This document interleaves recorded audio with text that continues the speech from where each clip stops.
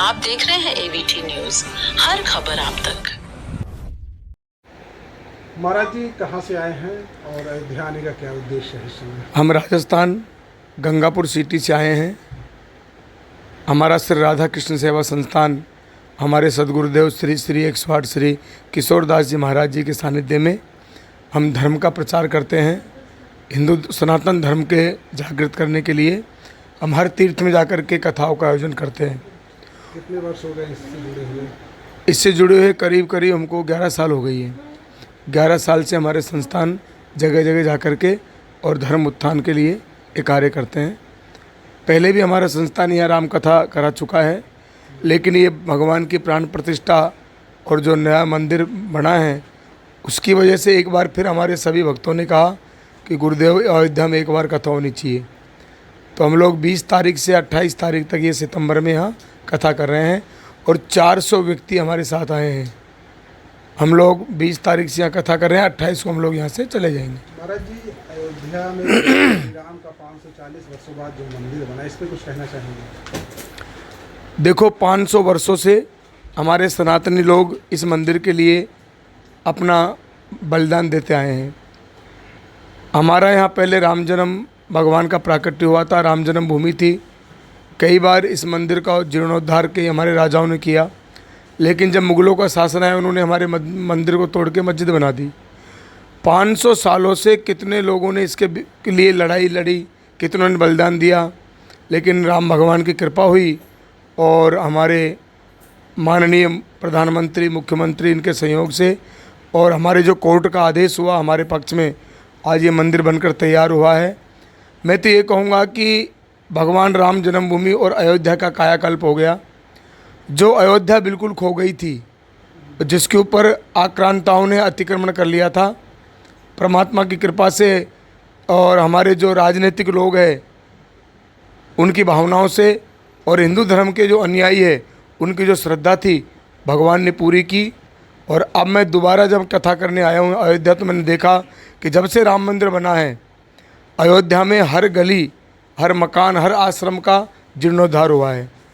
और आज अयोध्या तो भगवान की जन्मभूमि है, इतिहास रहा है, लेकिन फिर भी जब से राम मंदिर बना है पूरे विश्व पटल पर अयोध्या छाई हुई है। और आज अयोध्या को नहीं, अयोध्या के आसपास कई किलोमीटर तक आज रोजगार भी बढ़ा है। तो मैं तो ये चाहूँगा कि अयोध्या वासियों को, हमारे हिंदू सनातन धर्मियों को और हमारे जो राजनेताओं जो भी है सभी को अयोध्या की ओर ध्यान देना चाहिए और सबको आकर के भगवान राम के दर्शन जरूर करने चाहिए। महाराज जी अयोध्या में प्रभु राम के मंदिर के अलावा और भी कई चीज़ें आप देख होंगे, उनमें से क्या कुछ अलग दिखा, क्या कुछ नया दिखा जो आपको पसंद आया हो? देखो, अयोध्या तो वैसे ही भगवान का धाम है, अयोध्या 7 पुरियों में आती है, वैसे भी ये तो पुण्यदायन स्थान है। लेकिन जब से राम मंदिर बना है तब से जैसे हमारा कॉरिडोर बना है बहुत अच्छा हो गया, और उसके बाद से जैसे बसों की सुविधाएं अच्छी हो गई। उसके बाद मैंने देखा कि अभी मैं गुप्तार घाट जाके आया था और मैं नंदीग्राम भी जाके आया था। तो पहले जो रोड थे आज से 5 साल पहले, उस रोड पे मैं चला और आज के जो रोड है काफ़ी परिवर्तन है और ये एक विकास की धारा है। तो मैं तो चारों तरफ अयोध्या में जो भी देखा है मुझे सबसे हुआ यहाँ का विकास।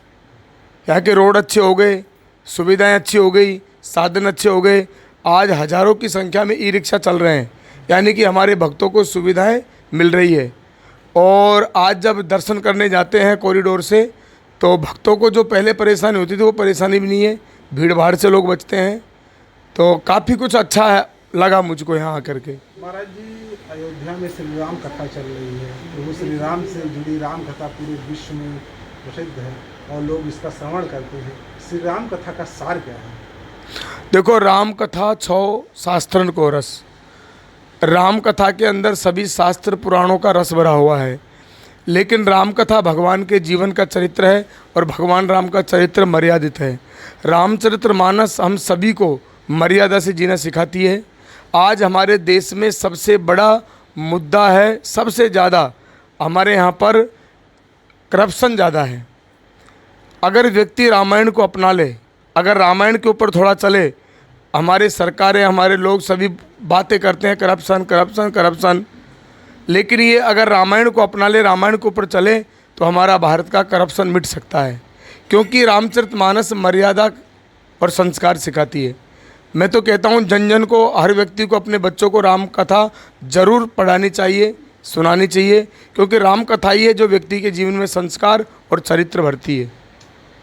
महाराज जी, राम कथा का जो प्रयोग है रामलीला में भी हो रहा है और तमाम तरह की जो झांकियों में प्रयोग किया जा रहा है प्रभु के स्वरूपों को, इस पर आपका क्या कुछ कहना है? देखो, हमारे यहाँ युगादि से चला आ रहा है रामलीला, लेकिन पहले रामलीलाएँ होती थी और रामानंद सागर जी ने भी रामायण बनाई।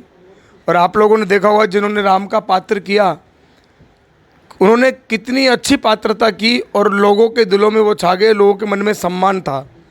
लेकिन हमारे कुछ लोगों ने, हमारे ही धर्म के लोगों ने, या हो सकता है दूसरे धर्म का भी इसमें, वो दूसरे धर्म के लोग भी ऐसा रूप बना करके और कई किनारों पे भीख मांगते हैं, कई स्टेजों पे नाचते हैं।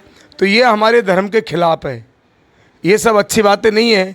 लेकिन हमारे धर्म में यही कमी है कि हमारे धर्म में हमारे जो सरकारों ने कानून बनाए हैं, हम लोग उसके बारे में कुछ बोल नहीं सकते।